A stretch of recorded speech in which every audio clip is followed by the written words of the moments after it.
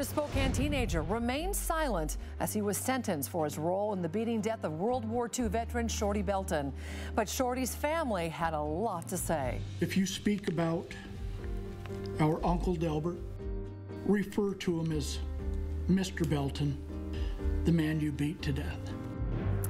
And that death shocked our community and the nation. A veteran dead, 2 teenagers under arrest. Now justice for Shorty as a Spokane teenager heads to prison for 16 years. Demetrius Glenn and Keenan Adams Kennard admitted killing 88-year-old Belton during a strong-armed robbery in 2013. KXY4's Caiti Currey working for you tonight. And Caiti, Glenn sentenced to 16 years. That's a shorter term than his co-defendant Kennard received.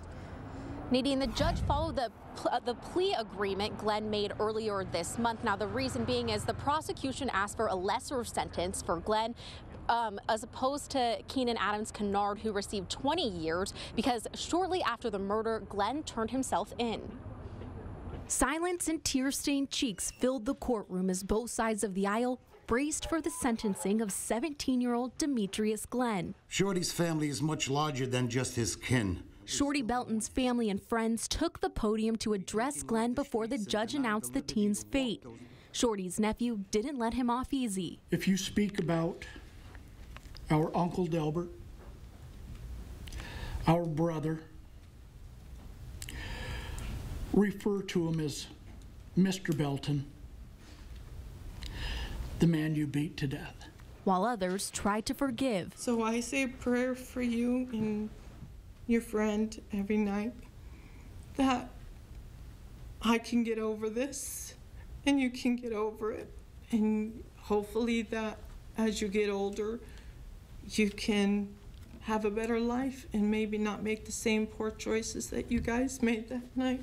Glenn chose not to address the court but wrote a letter to Judge Please. She didn't share what it said in court.